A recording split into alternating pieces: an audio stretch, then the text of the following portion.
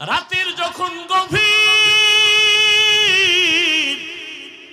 প্রথম আসমানে আমার আল্লাহ হাজির।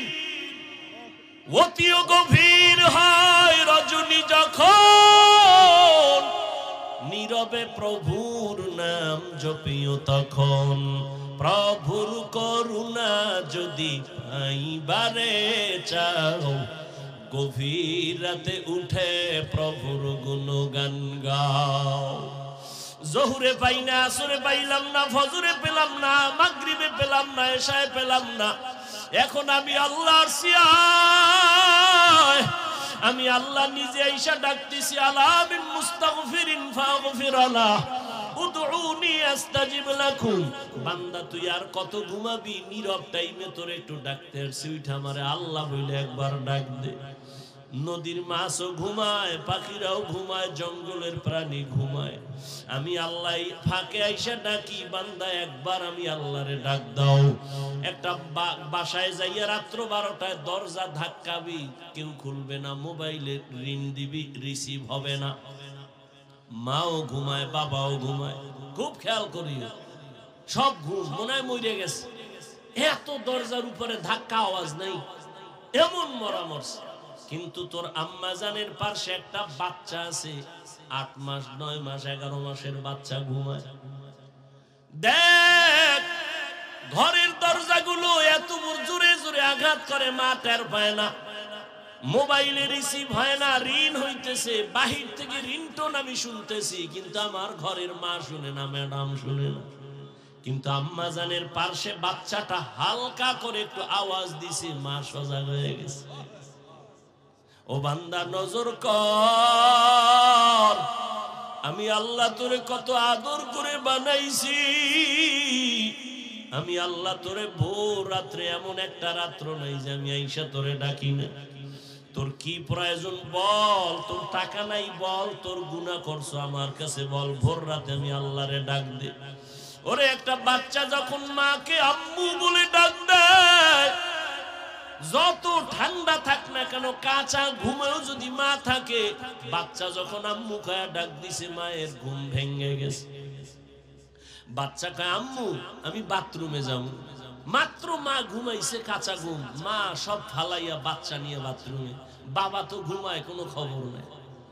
আল্লাহ বলেন দেখ তোর মা আসল কাঁচা ঘুম বাদ দিয়ে তোর একটা ডাক শুই না তাড়াতাড়ি বাথরুমে নিয়ে গেছে। আইসা মা শুইছে, আবার আর একটা বাচ্চা ডাক দিছে, আমার গরম লাগে কাঁথা দাও, ঠান্ডা লাগে কাঁথা দাও, লেপ কম্বল দাও। মা আবার ওই বাচ্চার আবদার পূরণ করে। ওই মায়ের থেকে তোর 99 গুণ মায়া আমি আল্লাহর বেশি। ও বান্দা তুই জীবন ভর অন্যায় করিয়া যদি একবার মুহাব্বতে ডাক দাও আল্লাহ, ওরে বাচ্চার ডাকে যদি মার কলিজা ঠান্ডা হয়, মায়া জন্মায়। আমি আল্লাহরে যদি একবার আল্লাহ বলে ডাক দাও, আমার কেন মায়া হবে না? আমি তো আলাদা কোনো সন্তান জন্ম দেই নাই, কারো থেকেও জন্ম আমি নেই নাই। ও বান্দা এত আদর করে তোরে বানাইছি, আমি আল্লাহ তোর ব্যবসা চাকরি লেখাপড়া বন্ধ করে বলি নাই আমারে ডাক দে। বান্দা তুই ঘুমাবি ঠিক, তবে ভোর রাতের ঘুম তোর স্বাস্থ্যের জন্য ক্ষতি ক্ষতি ক্ষতি। এই যে রাতের ঘুম শরীরের জন্য খোদার কসম শরীরের মহা ঔষধ ফ্রি। এরে নবীরা আশা করে যুবক, এই জন্য আমি বারবার বলি আমার সমাজের যুবক যদি লাইনে চলে আসো, গোটা দুনিয়াটা লাইনে চলে আসবে। যুবকের পাওয়ার দেখো নাই 5 তারিখ কথা কয় না, যুবকের পাওয়ার আছে, তবে এই পাওয়ারটা কামিয়াব হবে না যদি উলামায়ে কেরামের নেক নজর না থাকে। তোমার মেধা দিয়া গোটা দুনিয়া আলোকিত করে নাও, চরিত্র সুন্দর করে আগাও, মনটাকে বুঝাই ওরে মন আমার কপাল কেন এত খারাপ। আমার মতো যুবক স্কুল কলেজে পড়ে, চাকরি করে, ব্যবসা করে, যদি 5 বেলার নামাজ পড়তে পারে, আমি কেন পারি না? আমার কপাল কেন খারাপ? ও আল্লাহর বান্দারা, তোমার মতো যুবক রাস্তায় গাড়ি চালায়, শ্রমিকের কাজ করে, নামাজ ছাড়ে না। বলো তুমি কেন পারো না? দুনিয়া আল্লাহ কেন দিছেন? আখিরাতের কিছু সম্বল সঞ্চয় করার, কাজের জন্য। মূলত দুনিয়া কোনো কাজের জন্য না, দুনিয়া আমাদের জন্য না। হাদিসে পাকে নবী বলেন, দুনিয়া নামক গ্রহটার সম্মান যদি মান দাম এক বিন্দু, বলতে একটা মশার পাখা এই পরিমাণও থাকতো, তো কোনো বেদিনকে আল্লাহ এক ঢোক পানি পান করার সুযোগ দিতেন না। অর্থাৎ এই দুনিয়ার দাম আল্লাহর কাছে মোটেও নেই। তো দুনিয়ায় পাঠাইলেন কেন? আখিরাতের সম্বল সঞ্চয় করার জন্য। এখান থেকে যা আমরা সঞ্চয় করব, মরণের পরের জিন্দেগিতে আল্লাহ এটা আমাকে দিবেন। হায়াত দেখতে না দেখতে অর্ধেক শেষ। যার বয়স 30 বছর, আল্লাহ যদি বাঁচান তো আর 30। কারণ উম্মতে মুহাম্মদীর হায়াত গড়ে 60 থেকে 70, এর বেশি না। তাহলে 30 বছর যার হায়াত শেষ, আর বাকি 30 আল্লাহ বাঁচাইলে বাঁচবে। কিন্তু এই 30 বছরে অর্জন কি করছেন? আমার কলিজার যুবক বাবারা এমন কিছু অর্জন করছে যে বাকি 30 বছরও বিফল। এমন কিছু অর্জন করছে এই 30 বছরে যে আল্লাহ যদি আরো 30 বছর বাঁচায় রাখেন তো এই 30 বছরও নষ্ট। মানি মুসলমানদেরকে দুনিয়ার থেকে ঈমান হারা করার জন্য চতুর্মুখী ষড়যন্ত্র চলতেছিল, চলতেছে, চলবে। আমরা বুঝি না। বাংলাদেশে দাঁড়ায় কোনো বেঈমান ইহুদি খ্রিস্টান কোনো হিন্দু বলে নাই সকালের মক্তব বন্ধ করে দাও, কেউ বলে না। কিন্তু এমন আকাম করছে, এমন অপকৌশল করেছে, এমন চূড়ান্ত চক্রান্ত করেছে যে মুয়াজ্জিন যখন আজান দিতে উঠে ঠিক সেই টাইমে মা উঠে তার বাচ্চাকে কেজিতে পাঠাবার জন্য। তো এখন সকালবেলা স্কুলে নিতে হবে সন্তানকে, বই ফ্রি, নাস্তা ফ্রি, গাড়ি ফ্রি। বলা লাগে নাই মক্তব বন্ধ করে দাও, অটো বন্ধ হয়ে গেছে। কিন্তু আমাদের ব্রেন খুব দুর্বল, অনেক ভালো কিন্তু কাজে লাগাই না। দুনিয়ার সমস্ত বিধর্মীদের থেকে মুসলমানের ব্রেন, জ্ঞান, মেধা খুব তাজা। এর মধ্যে আবার 40-এর মধ্যে যাদের মেধা আছে, বয়স আছে, তাদেরটা আরো তাজা। বয়সের কারণে তাদের মেধা একটু দুর্বল। কিন্তু আমার যুবকরা গুনাহ করতে করতে করতে করতে চরিত্র, মেধা সব নষ্ট করে ফেলেছে। দুনিয়ার সব বিধর্মীরা মোবাইল হাতে দিয়ে দিছে। হুজুরের হাতেও মোবাইল, যে হুজুর না তার হাতেও মোবাইল। হুজুর তো গান দেখবে না, তো হুজুরের কেমনে এই আকামে ঢুকান যায়, তার ইবাদত ক্ষতি কেমনে করা যায়? হুজুর তো গান দেখবে না, মেয়ে দেখবে না, তো কি করা যায়? কয় যে ইউসুফ জুলেখার নাটক বানাও, ফেরাউন আর নমরুদের নাটক বানাও। এই নাটক দিয়া এবার হুজুরদের আটকায় দিছে। হুজুর এখন ইউসুফ জুলেখার নাটক দেখে। আজান হয়ে গেছে, হুজুর নামাজ আসতেছে, এই একটু বাকি। কি দেখেন আপনি? না হারাম কিছু দেখি না। কি দেখেন? ইউসুফ নবীর কাহিনী দেখতেছি। বাস তার অন্তরে ঢুকছে, এটা গুনাহ না। এভাবে দেখতে দেখতে একদিন জামাত শেষ, আর একদিন তার নামাজ কাজা হয়ে গেছে। এক পর্যায়ে এভাবে নষ্ট হতে হতে সে ঈমান আর আমল থেকে অনেক দূরে। যদি এই হয় আমার হুজুরের হালাত, তো আমার উম্মতের হালাত কি হবে? আমি শুরুতেই বলছি, এই জাতি আর কোনোদিন নবী পাবে না, সাহাবী পাবে না কোনোদিন, আর ওমর, ওসমান, আলী, কোনোদিন আইম্মায়ে কেরাম, ইমাম বুখারী, ইমাম মুসলিম, ইমাম তিরমিজি পাবে না।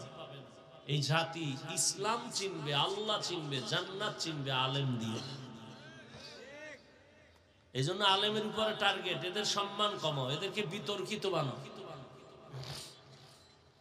আল্লাহ হেদায়াত দান করে। আর ক্যামেরা তো ওপেন করাই আছে। হ্যাঁ, একজনে হাত দিছে আমারে সালাম দেওয়ার জন্য, আমি লুঙ্গি পিনতেছি, ফট করে হাত দিয়ে ফেলাইছে। এমনকি আমি লুঙ্গি ছাইড়ে দিয়ে হাত বাড়ামু, সে তো হাত দিয়ে ফেলাইছে। আর একজনে ফাঁক করে ছবি তুলে ফেলেছে। কি হইলো? হুজুর এই ব্যক্তির সাথে মুসাফা করে নাই, অহংকারী। আমার এই বদনামটা ছড়াইলো যে কোনো হিন্দু, কোনো বেঈমান, আমার ভাই মুসলমান, সেই একটা আবেগে ছবি তুলে ছাইরে দিছে। বাস এবার ট্রল চলতেছে, আলেমদের বদনাম, আলেম ভালো না, অমুক হুজুর খারাপ, অমুক হুজুর খারাপ। এইভাবে দোষ খুঁজলে, গ্রামে একটা কথা বলে আমাদের, কম্বল বাঁচলে কিছুই থাকে না। এরকম দোষ ছাড়া আছে কে? বলেন তো আমার যুবক বাবারা, শিক্ষিতরা, দোষ ছাড়া কে আছে? এভাবে যদি একজন একজন আলেমের দোষ ধরেন তো ইসলাম আর কোন? অমুক আলেম খারাপ, অমুক আলেম খারাপ, অমুক আলেম খারাপ, তার এই দোষ, তার এই দোষ। ওই আমি মাঝে মাঝে বলি, হিংসা কেমন জিনিস? বাড়ির পাশে প্রতিবেশীর ছেলে গরিব, কিন্তু ছেলের মেধা ভালো, পাশের ঘরওয়ালা বড় লোক, এর সহ্য হয় না। একজনে কয়, সাহেব অমুকের ছেলে তো এখন ক্লাস 8-এ উঠে গেছে, দূর বাদ দাও, ও জীবনে কাজে লাগবে না, ও লেখাপড়া কি করবো, পরীক্ষায় পাশ করতে না। উম্মা ফাইনাল পরীক্ষার রেজাল্ট যখন বের হয়ে গেছে, খবর পাইছে যে সে গোল্ডেনে প্লাস। স্যার গোল্ডেনে প্লাস, বাদ দাও, গোল্ডেন পাইলে কি হবে, ওর জীবনে আর চাকরি হবে না। এক পর্যায়ে লেখাপড়া শেষ করে চাকরি হয়ে গেছে। স্যার চাকরি হয়ে গেছে, চাকরি থাকলে কি হবে, বেতন থাকবে না। শুনে না, বেতন হাই স্কেল, কিছুদিন পর কয় বেতন পাইলে কি হবে, বেশি দিন টিকবে না। এই হিংসার দাবানলে সব আমরা আটকায় গেছি।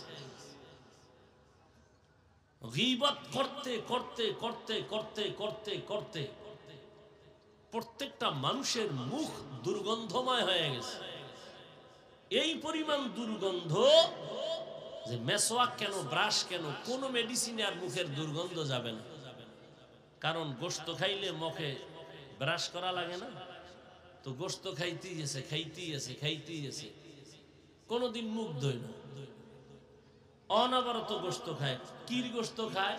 মরা ভাইয়ের গোশত খায়। জেন্দারটা খাইলে তো মরাটা, মরা ভাইয়ের গোশত খায় বয়ে বয়ে।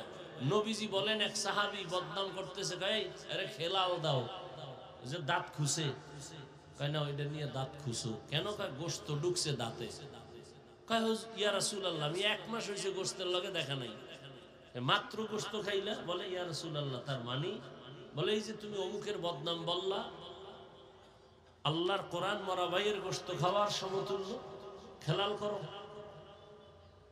আল্লাহর রাসূল বলছেন গীবত এটা জিনা করার থেকেও মারাত্মক।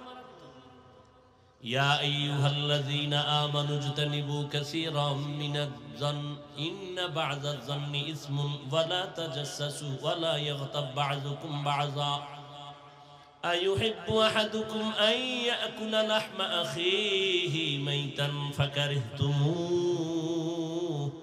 ওয়াত্তাকুল্লাহ ইন্নাল্লাহা তাওয়াবুর রহিম।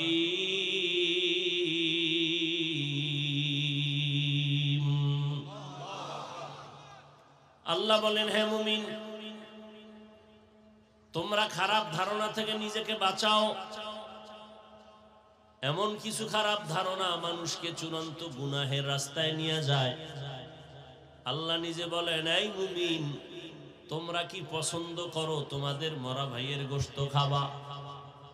আল্লাহ বলেন নিজেই, ফাকারিহতুমু, না তোমরা পছন্দ করো না, তো আত্তাকুল্লাহ, আমি আল্লাহকে ভয় কর। আমি আল্লাহর ভয় অন্তরে জমা করে গীবত থেকে নিজেকে বাঁচাও। প্রত্যেকটা মুহূর্ত গীবতে আমরা পেছায় গেছি, ঘরের মধ্যে, বাইরে, দোকানে, রিকশায়, গাড়িতে, অল টাইম গীবত, মারাত্মক কবিরা গুনাহ। শুধু কি তাই, গীবতের মারাত্মক একটা ক্ষতি হলো, যে ব্যক্তি যার গীবত করে তার গুনাহ তার আমলনামায় চলে আসে। না, মারাত্মক একটা ক্ষতি। ভাই, নিজের গুনাহ মাফ করাইতে পারি না, বদনাম বইলা আর একজনের গুনাহ নিজের কাঁধে নিতেছি। মুসলমান হিসেবে তো একটু চিন্তা করা উচিত। ইয়া আইয়ুহাল্লাযীনা আমানুত্তাকুল্লাহা ওয়াল তানজুর নাফসুম মা কদ্দামাত লিগাদুন ওয়াত্তাকুল্লাহ। আল্লাহ বলেন, হে মুমিন, তোমার হায়াতের সীমানা বাধা নাই, তবে মরণের সীমানা আমি আল্লাহ দিয়ে দিয়েছি। কোন দিন তোমার মরণ হবে আমি আল্লাহ লিখেছি। বাঁচার কোনো সিদ্ধান্ত নাই রে গোলাম। একদিন আমার দরবারে আসতেই হবে। কি নিয়ে আসবা, কি রেখে আসবা, চিন্তা করো, হিসাব মিলাও। এরে নবীর উম্মত আশিক, আল্লাহ পাক রব্বুল আলামিন বলেন, আখিরাতের চিন্তা অন্তরে নিয়ে যদি কোনো আমল করতে চাও, আল্লাহর ভয় তাকওয়া অর্জন করা ছাড়া এটা সম্ভব হবে না। এজন্য আল্লাহ কোরআন নাজিলের শুরুতেও বলেন তাকওয়া, কোরআনের শেষেও বলেন তাকওয়া। যালিকাল কিতাবু লা রাইবা ফীহি হুদাল লিল মুত্তাকিন। আল্লাহ বলেন, আমি কোরআন অবতীর্ণ করেছি একমাত্র মুত্তাকি যারা তাকওয়াওয়ালা তাদের হেদায়েতের জন্য। যাদের মধ্যে আল্লাহর ভয় নাই তাদেরকে কোরআন হেদায়েত করবে না। কোরআন নাজিলের শেষ আল্লাহ তাকওয়ার বয়ান করেন, ওয়াত্তাকু ইয়াওমান তুরজাউনা ফীহি ইলাল্লাহ। ভয় করো ওই দিন সব মানুষ যখন আল্লাহর আদালতে ফিরে যাবে, প্রত্যাবর্তন করবে, পালানোর কোনো সুযোগ হবে না। আল্লাহ বলেন, ওই দিনের ভয় কর। আজকে দুনিয়াতে যতই বাহাদুরি করো, দুনিয়ায় তো বাহাদুরি টিকে না। অনেকে টাকার বাহাদুরি করে, ক্ষমতার বাহাদুরি করে, দুনিয়ায় তার বাহাদুরি টিকাইতে পারে না। হাসরে কেমনে টিকবে? দুনিয়ায় টিকে না। টাকার মাস্তানি, আজ ব্যাংকে কোটি টাকা জমা আছে, কিন্তু নিজের বংশের কেউ ভোগ করতে পারলো না। এই টাকার বাহাদুরি করে কি লাভ? আমি প্রায় সময় বলি, নাম বলি না, কারণ নাম বললেই তো গীবত হয়ে যাবে। তবে হ্যাঁ, কয়েক কারণে গীবত হারাম, হারাম, হারাম। আল্লাহর কোরআন বলে গীবত হারাম, রহমতের নবী বলেন গীবত হারাম। কিন্তু সব গীবতের মধ্য দিয়ে কয়েকটা কারণে গীবত করা লাগবে, গীবত করলে সওয়াব হবে। কয়েকটা কারণের এক কারণ, যদি কেউ ইসলামের ক্ষতি করতে চায় আর যদি উম্মতেরা সেটা অনুভব করতে না পারে, যারা ক্ষতি করবে তাদের নাম নিশানা নিয়ে মানুষকে সতর্ক করলে গীবত হবে। গীবত করলেও সওয়াব, ইসলামের স্বার্থে, ব্যক্তি স্বার্থে না, ইসলামের স্বার্থে। আল্লাহর বান্দা টাকার অভাব নাই, কয়েক ভাই মিলে টাকার পাহাড় গড়ল। মনে হয় যেন তাদের টাকায় বাংলাদেশ জিন্দা হয়, তাদের টাকায় সরকার চলে। কিন্তু কপাল বড় খারাপ, এত টাকাওয়ালা কয়েক ভাই এমন অন্যায়ের রাস্তায় চলে গেল। মা কয়েকদিন আগে মারা গেছে, এক ভাইও মায়ের জানাজায় উপস্থিত হতে পারে নাই। এই টাকা, এই বাহাদুরি করে কি লাভ হবে?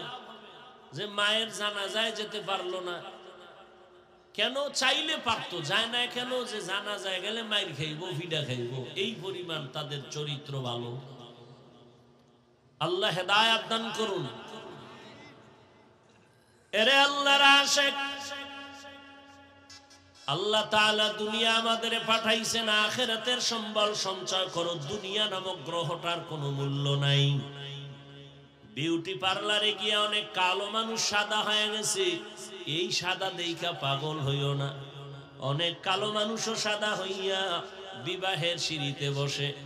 বোকা অনেকে বুঝে না, কিছুক্ষণ পর চেহারায় রৌদ্র লাগে, পানি লাগে, আর সাদা থাকে না, সুন্দর থাকে না। দুনিয়া নামক এই সুন্দর বিউটি পার্লারের মতোই দেখা যায়। চক্ষু দুইটা বন্ধ হয়ে যাবে। তোমার আমার আপন যারা, তোমার আমার নিজের গায়ের জামা কাপড় খুলিয়া রেখে তিনটা সাদা কাফনের প্যাকেট বানায় কবরে পৌঁছায় দিবে। এতদিন আমার ডানে বামে কত ভক্ত, কত আপন, একটু একটু যদি মরিয়া যাই জীবনে কেউ আর নাম নিবে না, মোবাইলের নাম্বার থাকলেও তা ডিলিট করে ফেলবে। আজকে আমি বলি আমার ঘড়ি, আমি মইরা গেলে ঘড়িটা আর একজনের হাতে দিয়ে বলবে এটা আমার। আমার মোবাইল একজনে টেলিফোন করবে, হাফিজ ভাই কোথায়, আমি মইরা গেছি জানে নাই, আর একজনে টেলিফোন ধইরা বলবে কারে দিছো, কায় হাফিজ, কই হাফিজের মোবাইল নেটা আমার মোবাইল। তাহলে আমার আমার যাই বলো কিছুই তো কিন্তু তোমার আমার না। এমন কি চিন্তা করে দেখলাম মরণের জায়গা যে কবর, এটাও তো আমার না। এরে আল্লাহর গোলাম, দুনিয়ায় তোমার কাজ একটা, আখিরাতের বাজার করো। দুপুর বেলা ঘরের মধ্যে মেহমান আসবে, খানা খাইবা, কি পাক হবে ম্যাডাম বলে তাড়াতাড়ি কোম্পানিগঞ্জ বাজারে যাও, মুরাদনগরে যাও, মাধবপুরে যাও, কসবা যাও, বাজার করে নিয়ে আসো, দুপুরে মেহমান আসবে। আপনি বাজারে চলে গেলেন, বাজারে গিয়া ইলিশ মাছ কিনলেন, রুই মাছ কিনলেন, গুড়া মাছ কিনলেন, অনেক তরি তরকারি কিনিয়া বাসায় দিলেন, রান্না হয়ে গেল। এবার খাইতে বসিয়া যদি বলেন আমি ইলিশ খাবো না, রুই খাবো না, আমার এই রূপ চাঁদা দাও, বিবি বলবে তুমি কিনিয়া যা আনছো তাই দিতে পারবো। হাজারবার চাইয়া ঝগড়া করতে পারবা, রূপচাঁদা মাছ আমি তোমাকে দিতে পারবো না, কারণ তুমি আনো নাই, চাইলেও দেওয়া সম্ভব না। বাজারে গেছো বান্দা, বাজারে গিয়ে যদি তুমি বাজার যাই করে ঘরে নাও, খানার বেলায় দুপুরে তাই পাইবা। এই দুনিয়াতে তুমি যে কাজ করবা, পরকাল জীবনে তুমি তাই পাইবা। দুনিয়াতে নামাজ আপন বানাও, কবরে হাসরে পলসিরাতে নামাজ তোমাকে সহায় হয়ে কাজ করবে। দুনিয়াতে আল্লাহর কোরআন তেলাওয়াতকে আপন বানাও, কবর পরকাল জিন্দেগি হাসর নাসরে তোমার কোরআন সহযোগিতা করবে। ক্বালা রাসূলুল্লাহ সাল্লাল্লাহু আলাইহি ওয়া আলিহি ওয়াসাল্লাম, ইযা উযিআল মাইয়িতু ফি কবরিহি জাআল কুরআনু ইনদা রাসিহি ওয়াস সালাতু আন ইয়ামিনিহি ওয়াস সিয়ামু আন শিমালিহি ওয়া সাইরুল হাসানাতি ইনদা রিজলাইহি। নবী বলেন মানুষ যখন মরে যায় কবরে রাখে, চার জিনিস চার দিক থেকে তার সহযোগিতায় দাঁড়ায়। মাথার কিনারায় দাঁড়ায় কোরআন, ডান পার্শ্বে নামাজ, বাম পার্শ্বে থাকে তার সহযোগিতার জন্য রোজা, পায়ের কিনারায় থাকবে নেক আমল। ফেরেশতা আসবে প্রশ্ন করার জন্য, নিষেধ করা হবে আসবে না। কে নিষেধ করছো? বলে আমি এই বান্দার প্রিয় বন্ধু কোরআনুল কারীম। ডান পার্শ্বে যাবে আসবা না, কে নিষেধ করছো? বলে আমি তার নামাজ। বাম পার্শ্বে যাবে আসবা না, কে নিষেধ করলা? বলে আমি এই বান্দার বন্ধু রোজা। পায়ের কিনারায় যাবে বলবে আসবা না, কে? বলে যাবতীয় নেক আমল, মেসওয়াকের আমল, দস্তরখানের আমল। আল্লাহর নবী বলেন ওই কবর তখন বান্দার জন্য জান্নাতের বিছানার ব্যবস্থা হয়ে যাবে। ও আল্লাহর বান্দারা, অনেকে তো কবরের আযাব বিশ্বাস করে না, শুধু করেই না, আযাব নাই বলিয়া বহু বয়ান ইউটিউবে ছাড়তেছে পর্ব আকারে। কবরে কোনো আযাব হবে না। চরমনাইর সৈয়দ ইসহাক রহমাতুল্লাহ আলাইহি তিনি বলতেন, বাবা কবরে যদি আযাব না হয় ধন্যবাদ, আমিও পেরেশান মুক্ত, তুমিও পেরেশান মুক্ত, কোনো টেনশন নেই। কিন্তু কবরে আযাব হবে তে সন্দেহ নাই, বহু দলিল। হবে না তোমার কথা মেনে নিলাম। যদি কবরে কোনো আযাব না হয়, আমি টুপিওয়ালারও কোনো চিন্তা নাই, তুমি গাঞ্জাখোরেরও কোনো চিন্তা নাই। কিন্তু কবরে গিয়া যদি দেখো নামাজ না পড়ার কারণে আযাব হয়, বলো বাবা সেই দিন তোমার উপায় কি হবে, আমার উপায় কি হবে? আর আযাব হওয়ার তো দলিল প্রমাণ অভাব নাই। রহমতের নবী হাঁটতেছেন, পেছনে সাহাবায়ে কেরাম হাঁটতেছেন। হঠাৎ নবী দাঁড়ায় বলেন, ও সাহাবায়ে কেরাম দাঁড়াও, ওই যে কবর দেখো, কবরের মধ্যে আযাব চলতেছে, তাড়াতাড়ি আমরা একটু দোয়া করে দেই, কবরের আযাব যেন মাফ হয়ে যায়। নবী দোয়া করলেন, এরপরে কবরের আযাব মাফ হয়ে গেল। আমাদের জাতি ভাইদের মধ্যে একদল প্রশ্ন করেই ফেলবে, হাফিজ ভাই ধন্যবাদ আপনাকে, আজকে নবী কবরের আযাব দেখে দোয়া করলেন, তাহলে আপনারা কেন নবীরে গাইবের মালিক মানেন না? নবী যদি গাইব নাই জানে, কবরের আযাব দেখলেন কিভাবে? প্রশ্নকারীরা আছে না, এ নিয়ে কিলাকিলি করবে, তো নামাজ পড়বে না, তুমি নামাজ নাই, রোজা নাই, হালাল হারামের ভেদাভেদ নাই, তোমার এই সমস্ত বিষয় নিয়ে তর্ক করার তো কোনো সুযোগই নাই, অধিকারই নাই। একটা মুসলমানের সবথেকে বড় পরিচয় নামাজ। নবী বলেন, বাইনাল আবদি ওয়া বাইনাল কুফরি তারকুস সালাহ। বেঈমান আর মুমিনের ব্যবধান হলো নামাজ। বেঈমান নামাজ পড়ে না, মুমিনেরা নামাজ ছাড়ে না। আল্লাহ বলেন, বান্দা দুনিয়াতে তোরে পাঠাইলাম, আখিরাতের সম্বল অর্জন কর। তোর দুনিয়াতে চলার জন্য যা প্রয়োজন সব আমি আল্লাহ অগ্রিম আয়োজন করে দিলাম। দুনিয়াতে চলতে তোর পানির প্রয়োজন, আমি আল্লাহ ফ্রি দিয়ে দিলাম, কোনো বিল লাগবে না। দোকান থেকে এক বোতল মাম কিনতে যাও, আধা লিটার 15 টাকা 20 টাকা তোমার টাকা দিতে হবে। আমার আল্লাহর দেওয়া পানি কি পরিমাণ ফ্রি ভোগ করেছো, কয় টাকা বিল দিয়েছো? ও বান্দা, আল্লাহ বলেন, দুনিয়াতে চলতে তোমার প্রয়োজন আলো, আমি আল্লাহ সূর্য দিয়া চাঁদ দিয়া ফ্রি ভাবে তোমার আলো সার্ভিস দিয়া দিলাম, কোনো বিল চাই নাই। দুনিয়াতে চলতে তোমার বাতাসের প্রয়োজন, আমি ফ্রি করে দিলাম, কোনো বিল লাগবে না। ও বান্দা, তোমার চলার জন্য রাস্তার প্রয়োজন দিলাম, খানার প্রয়োজন তাও আয়োজন করলাম। আমি আল্লাহ গর্তের পিপিলিকেরও খানা দেই, নদীর মাছেরও খানা আমি দেই, উড়ন্ত পাখির খানা দেই, জঙ্গলের প্রাণীর খানাও আমি দেই। বান্দা, তোর খানা কেন আমি দিব না? বরং সারা দুনিয়ার যত প্রাণীরে খানা দেই, সব থেকে প্রিয় খানা এবং হালাল পিওর খানা তোমার জন্য আমি ব্যবস্থা করেছি। মানুষের খানা এত সুস্বাদু, এত পিওর এবং কাবার করে দিয়েছেন যেন নষ্ট না হয়। তুমি ভাত খাবা, চালের দরকার, কাবার লাগাই দিছেন। তুমি রুটি খাবা, গমের দরকার, কাবার দিয়ে দিছেন। তুমি যে কোনো ফল খাও, কাবার থেকে ছুটায় এরপরে খাও, সবগুলো কাবারে আটকায় দিছেন। তোমার জন্য আল্লাহ সব করলেন। বলো গোলাম, তুমি আল্লাহর জিন্দেগির জন্য, পরকালের জন্য আল্লাহর মহব্বতে কি করেছো? সারা রাত একটা কুকুরের দিকে তাকাইয়া দেখো, মালিকের বাড়ি পাহারা দেয় সারাটা রাত, কোনদিন মালিকের সাথে কুকুর বেয়াদবি করে না। একটু বলবানি রে যুবক বাবা, ওই কুকুর সারা রাত পাহারা দিয়া বেতন কত পায়? 1 টাকাও বেতন নাই, বরং লাথি আর গালাগালি পায়। আজও পর্যন্ত কোনো প্রমাণ কেউ দিতে পারবে না যে কুকুর মালিকের সাথে বেয়াদবি করেছে। নতুন মেহমান আসছে বাসায়, কুকুর চিনে না, ঘেউ ঘেউ করে আওয়াজ দিছে, মালিক কয়, আমার মেহমান থাম। কুকুর ঠান্ডা হয়ে গেল। মালিকের লাথি আর গালি খাইয়াও কুকুর মালিকের সাথে বেয়াদবি করে না। আর তুমি একজন আশরাফুল মখলুক মানুষ, আমার মালিক আমার আল্লাহ, ওই মালিক থেকে তুমি কি পাও নাই? সব তুমি পেয়েছো। আল্লাহর দেয়া পানি তোমার বাবায় দেয় নাই, আল্লাহর দেয়া সূর্যের আলো, চাঁদের আলো, জমিনের ফসল খাও, গাছের ফল খাও, আমার আল্লাহর দেওয়া, তোমার বাবা দেয় নাই।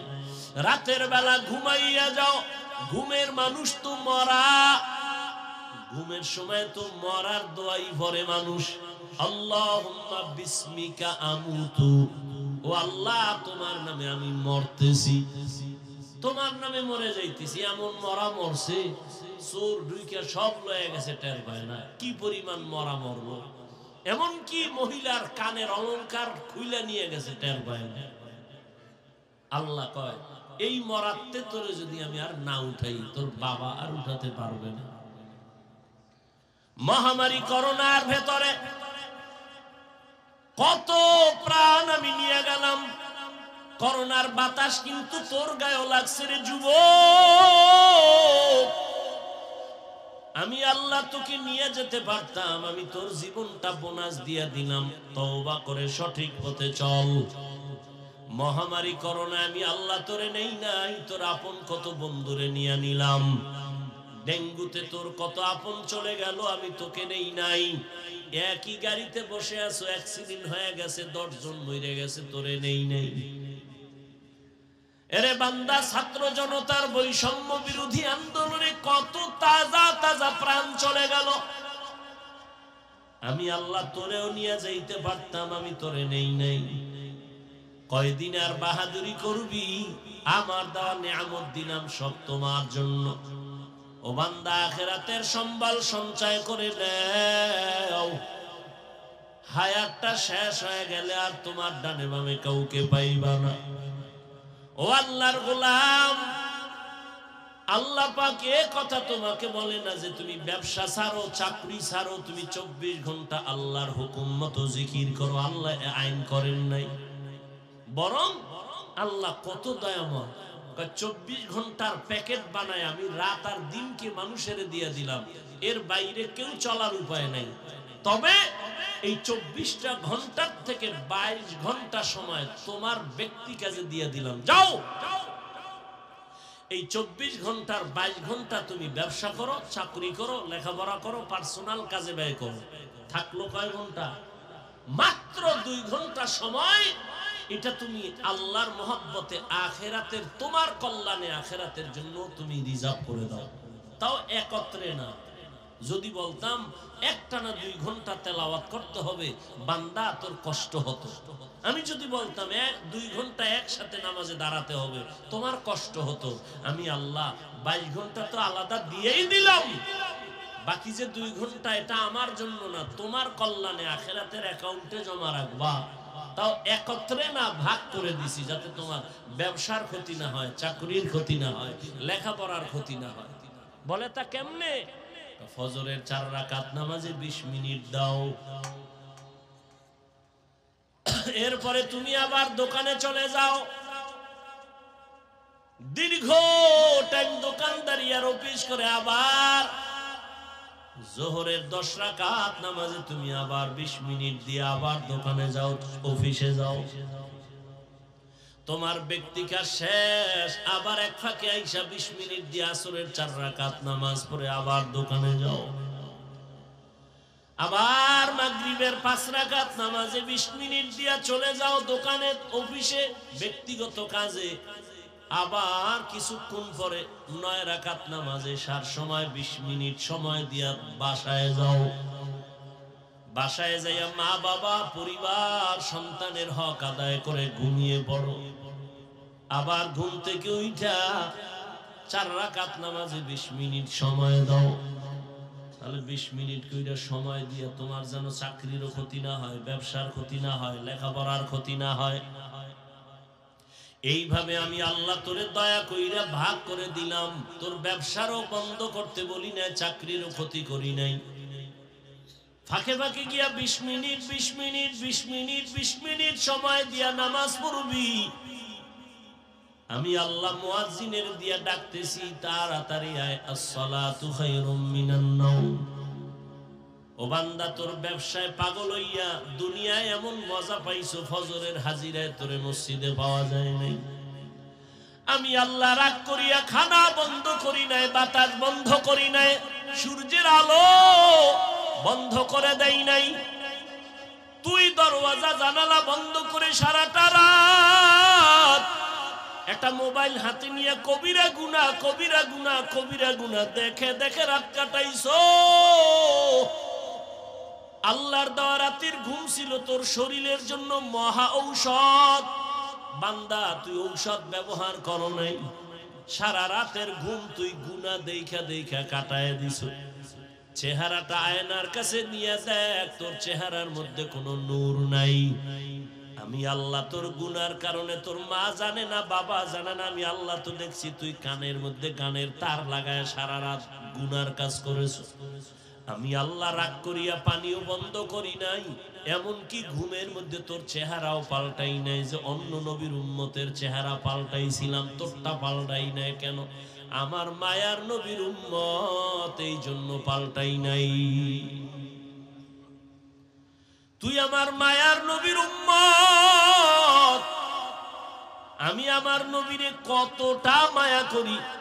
মুসা নবী আমার বন্ধু, ঈসা নবী আমার বন্ধু, ইব্রাহিম আমার বন্ধু, ইউসুফ নবী আমার বন্ধু, ইসমাইল আমার বন্ধু, মুহাম্মদ আমার বন্ধু। তবে ব্যবধান, সব নবী রাসূল আমি আল্লাহ তাআলার আশিক, আর আমি আল্লাহ নিজে শুধু মুহাম্মদের আশিক।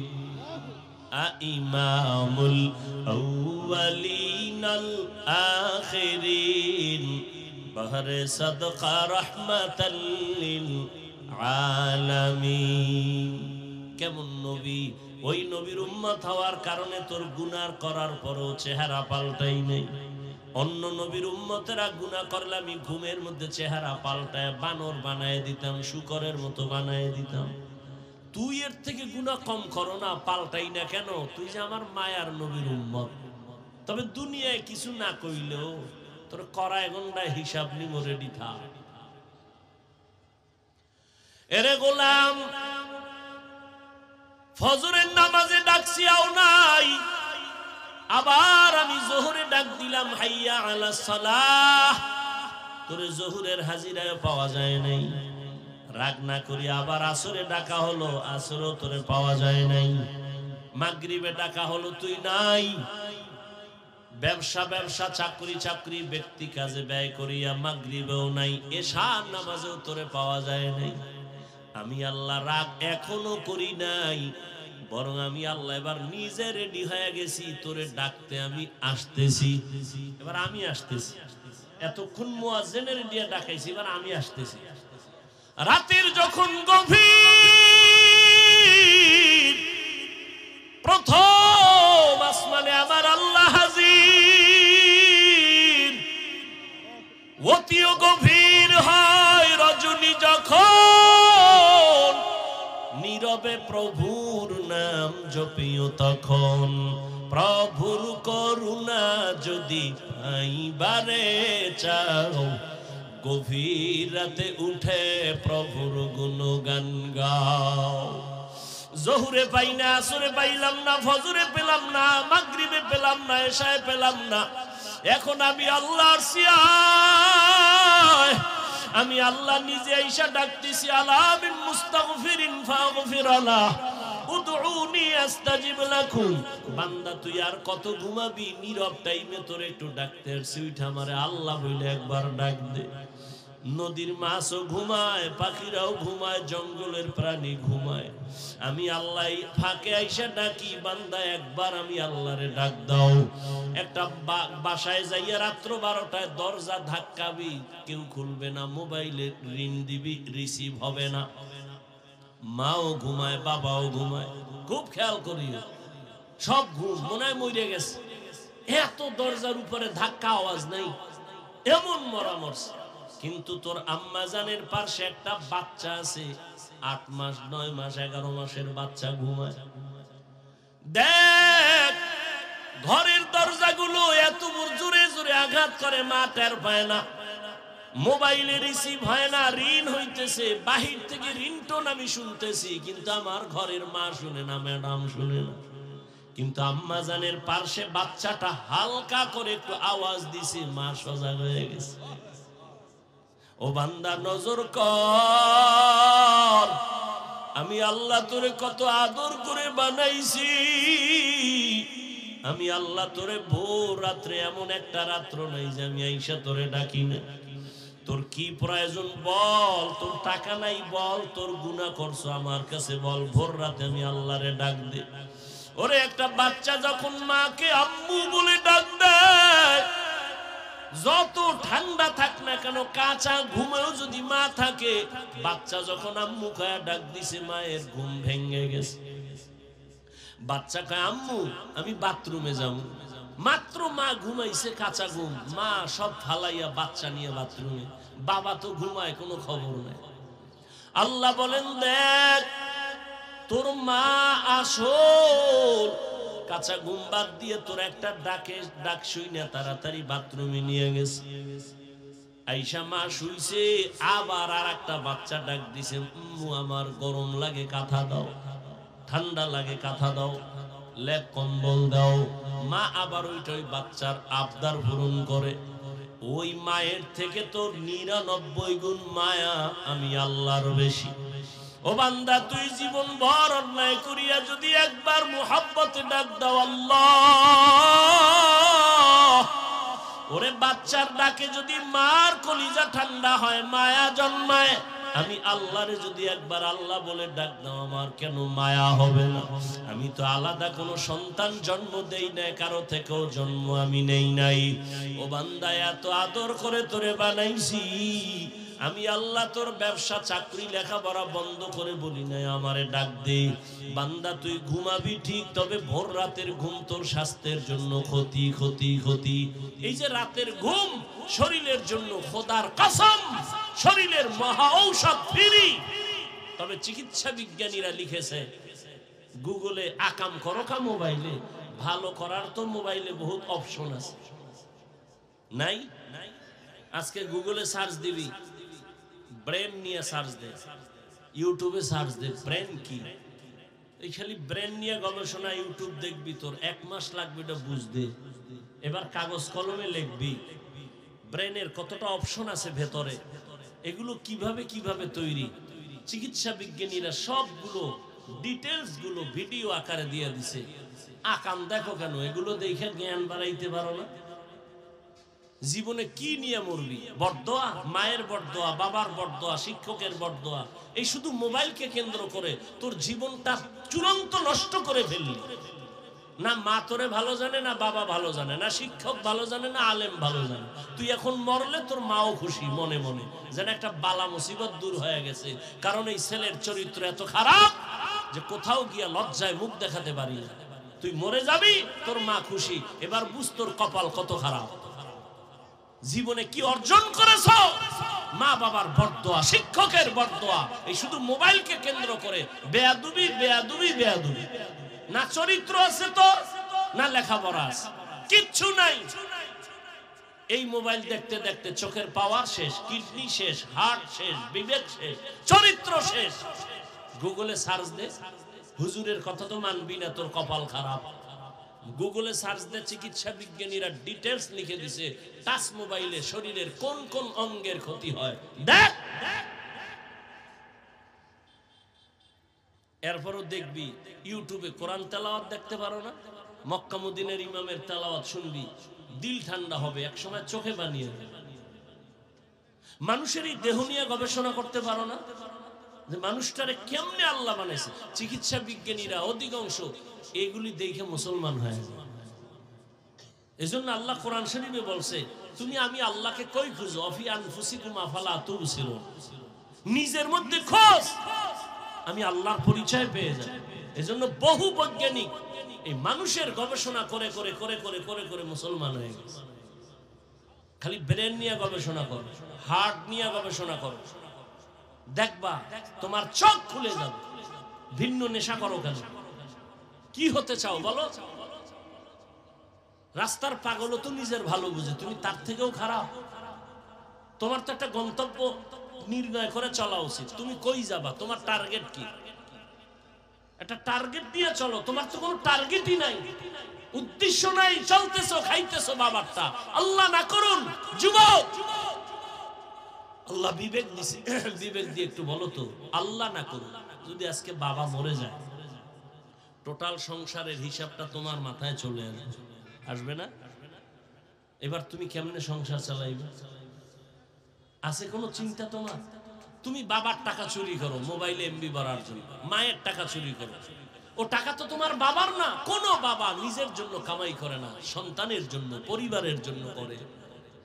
বাবা না খায়া থাকে দুঃখ লাগে না, সন্তান না খায়া থাকলে কষ্ট পায়। বাবা না ঘুমাইলে কষ্ট নাই, সন্তান না ঘুমাইলে কষ্ট পায়। প্রত্যেকটা পুরুষ জীবন পণে কষ্ট করে, ঘাম ঝরায়, ঘুম মারে শুধু সন্তানের শান্তির জন্য, পরিবারের শান্তির জন্য। না বুঝে ঘরের মহিলা, না বুঝে সন্তানগুলো। যদি বুঝতো কোন স্ত্রী স্বামীর সম্পদ খেয়ানত করত না, কোন সন্তান বাবার টাকা চুরি করত না, অথচ করতেছো। মূলত নিজের সম্পদ নিজে নষ্ট করতেছো। একটা কথা লিখে রাখো, ভুলে গেলে আবার ক্ষতি হবে, বলে যাই লিখে রাখবা। যেই সম্পদ, মূল সম্পদ যে কামাই করে বাবা, ওখান থেকে যদি স্ত্রী বা সন্তান খেয়ানত করে, কোটি টাকা কামাই করলো ওই সংসারে কোনোদিন বরকত হবে না, আল্লাহর কসম। তাহলে তুমি তোমার সম্পদ নষ্ট করো। বাবা মরে গেলে তো তুমিই মালিক। একটা মহিলা চিন্তা যদি করতো স্বামী মরে গেলে তো আমার, তাহলে আমি কেন এই সম্পদ খেয়ানত করি? এই চিন্তাই তো নাই। গুনাহের পথে সম্পদ ব্যয় করে নিঃস্ব হয়ে যায় সন্তান, খবর না। জীবনে কি অর্জন করেছে? আমি যে এতক্ষণ বয়ান শুনাইছি তোমাকে যুবকদেরকে বলছি, আমি কি একবারও বলছি আমি পাস করলি পড়ছি তোরাও পড় নাইলে জাহান্নামে যাবে? বলছি? আমি কওমি মাদ্রাসার সন্তান, তুমি কওমিতে যাও, না হয় জাহান্নামে যেতে হবে, বলেছি? আমি তাবলিগের লাইনের সন্তান, আমি পীরের মুরিদ, একবারও বলছি তুমি তাবলিগ আর পীরের কাছে না গেলে ধ্বংস? বলি নাই। কি বলি এবার শুনি। তাহলে আমি কি বলতে চাই?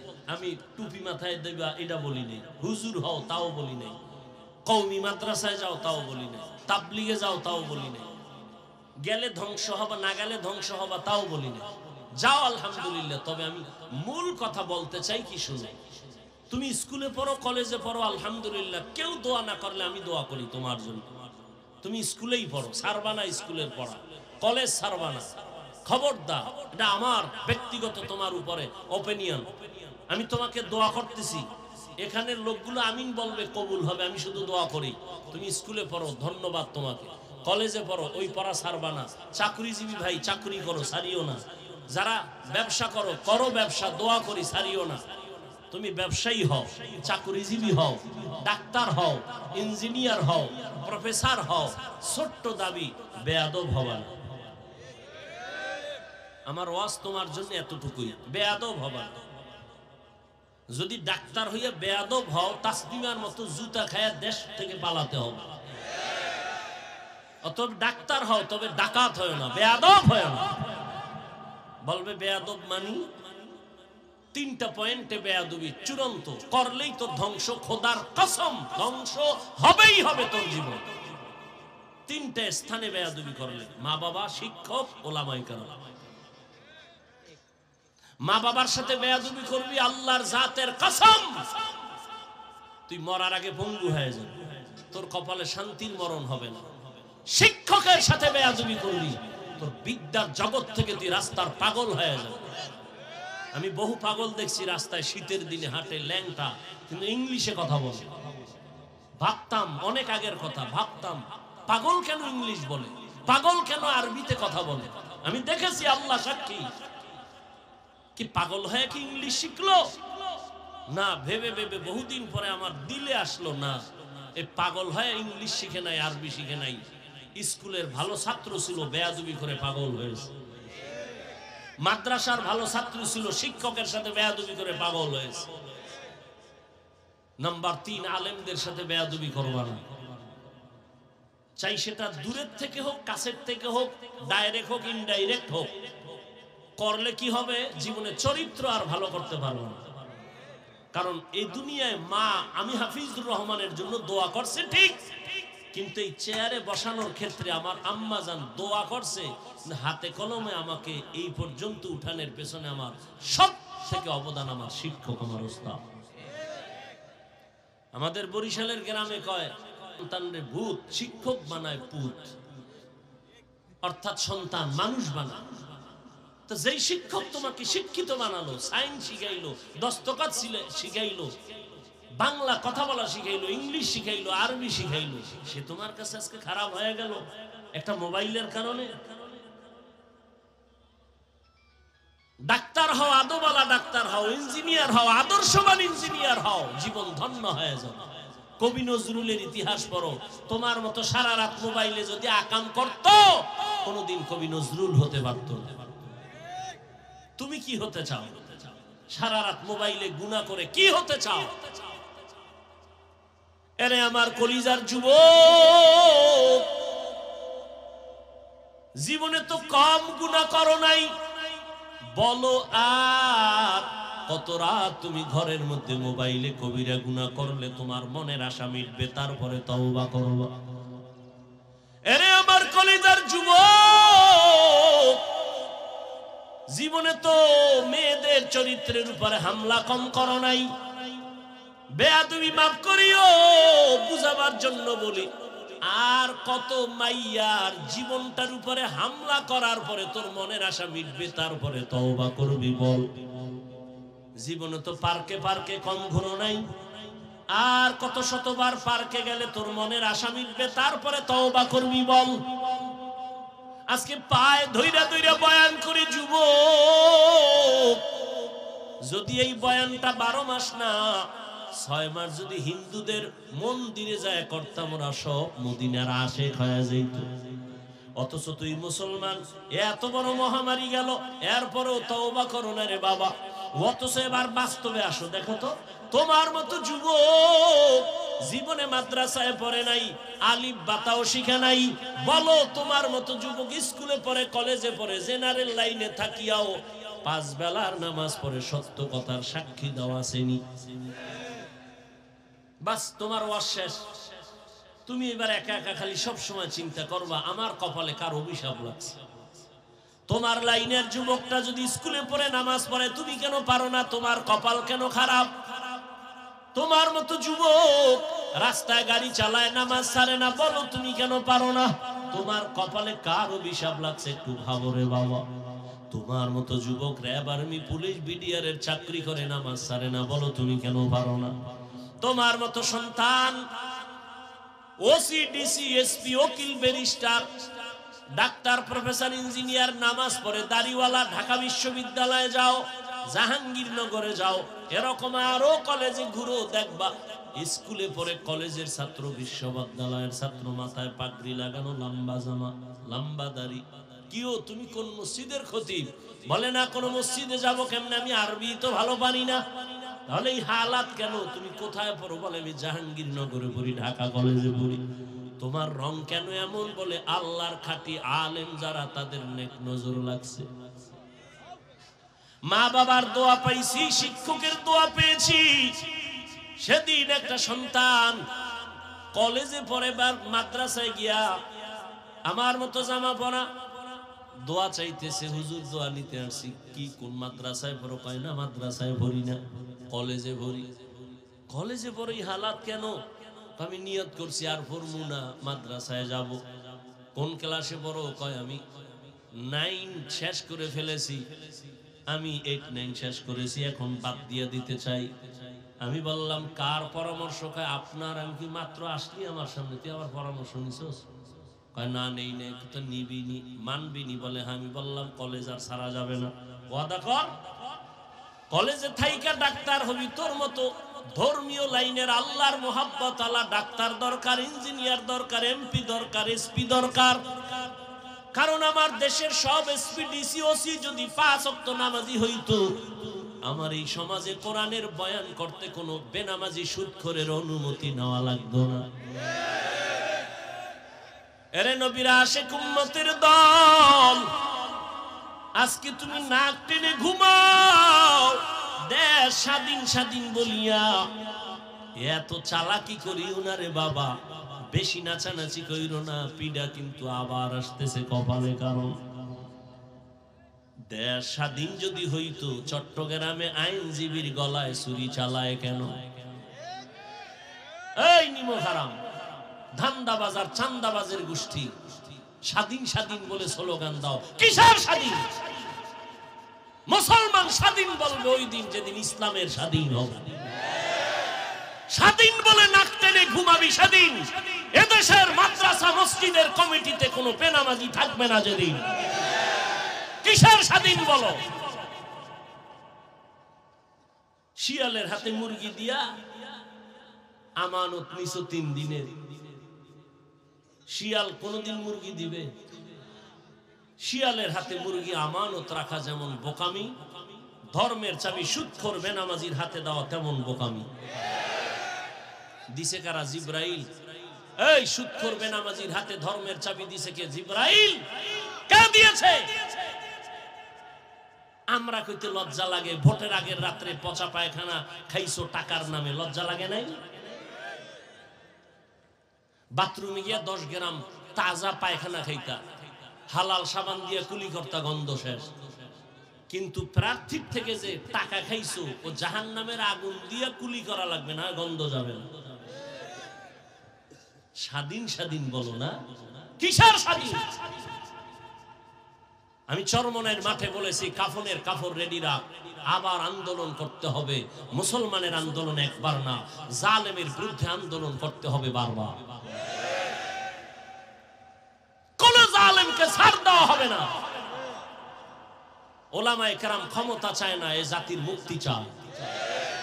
তোমরা ক্ষমতায় থাকো, কিন্তু জুলুম করলে আবার আন্দোলন হবে।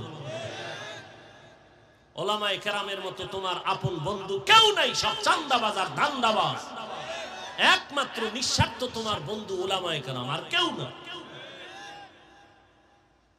ছাত্র জনতার বৈষম্য বিরোধী আন্দোলনের সফলতার চাঁদ উঠছে ওই সময় যখন আলেম ওলামা মাঠে নামছে ছাত্র নিয়ে।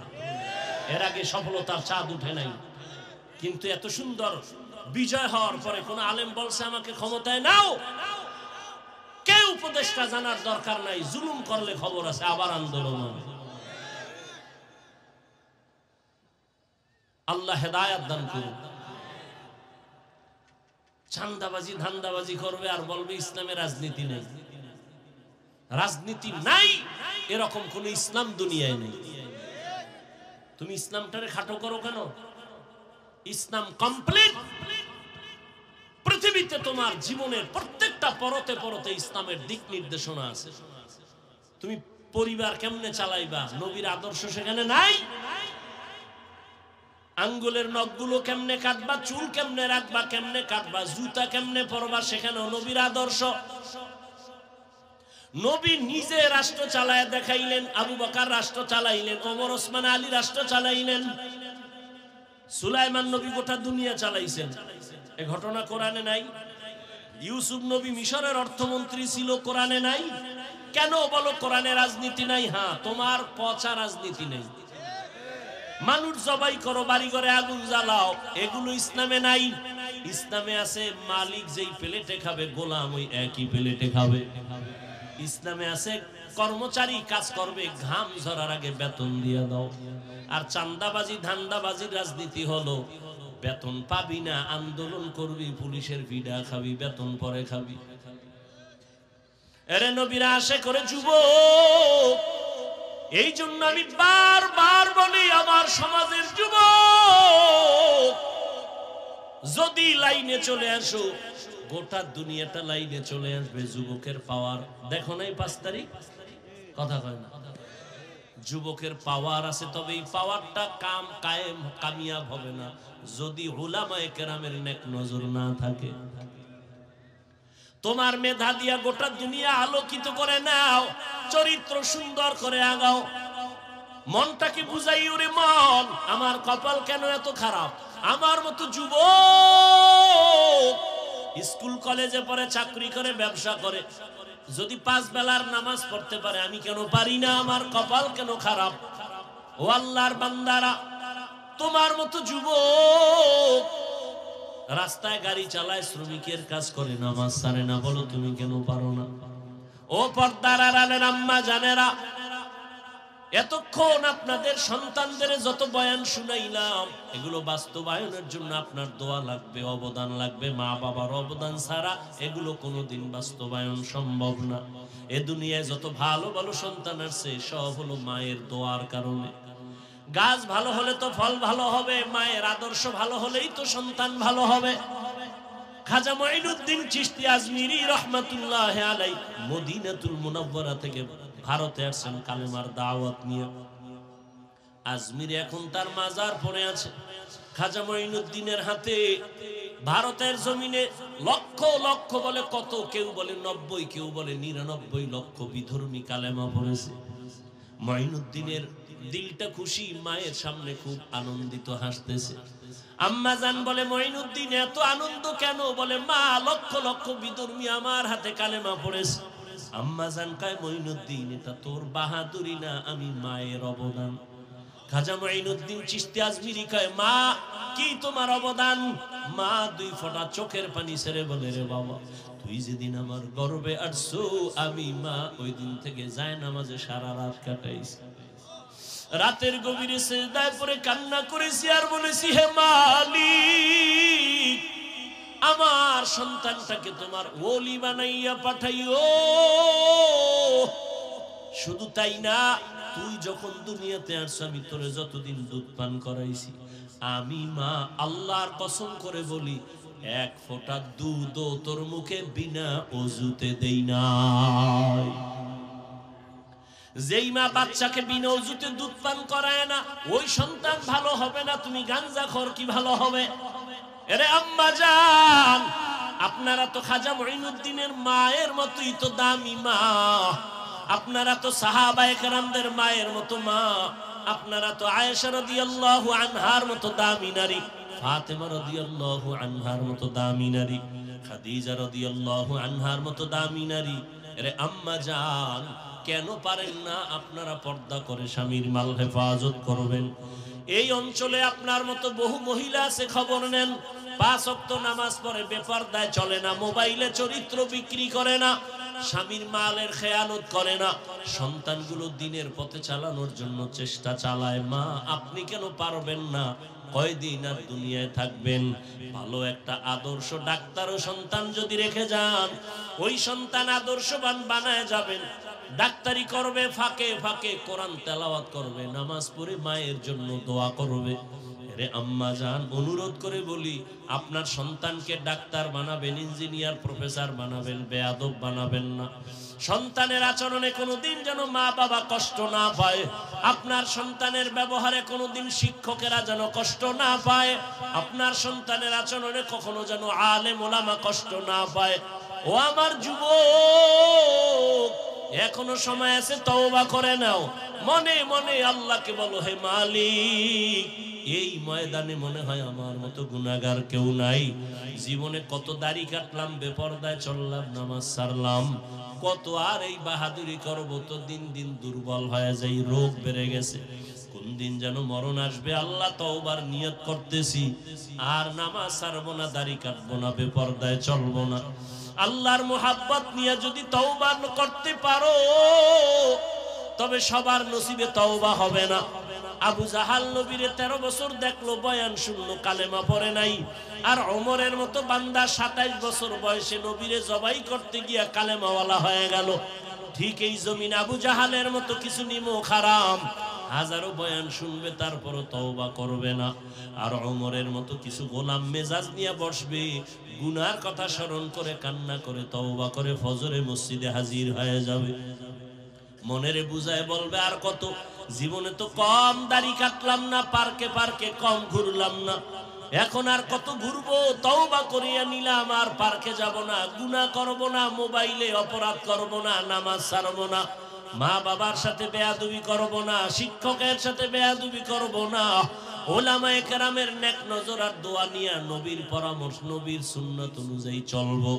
এমন তওবা করার মতো যদি ভাগ্যবান কোন আল্লাহর গোলাম এখানে থাকো, ও যুবক, বৃদ্ধ, বাবাজি, পর্দার আড়ালের মা বোনেরা, তওবার নিয়ত যদি অন্তরে থাকে, মুনাফিকি দুর্বলতা যদি না থাকে, খাঁটি তওবার নিয়ত যাদের আছে, দুটো হাত আমার আল্লাহকে দেখাইয়া দাও। আয় আল্লাহ, হাতগুলো কবুল করে নেন, তওবা কবুল করে নেন, তওবার উপরে মজবুত হইয়া চলার মতো তৌফিক দান করেন, আমিন। আলহামদুলিল্লাহি রাব্বিল আলামিন, ওয়াসসালাতু ওয়াসসালামু আলা সাইয়্যিদিল আমবিয়া ওয়াল মুরসালিন ওয়া আলা আলিহি ওয়া আসহাবিহি আজমাইন। ইয়া আরহামার রাহিমিন, ইয়া আরহামার রাহিমিন, ইয়া আরহামার রাহিমিন। রব্বিরহামহুমা কামা রাব্বায়ানি সগীরা। আল্লাহুম্মা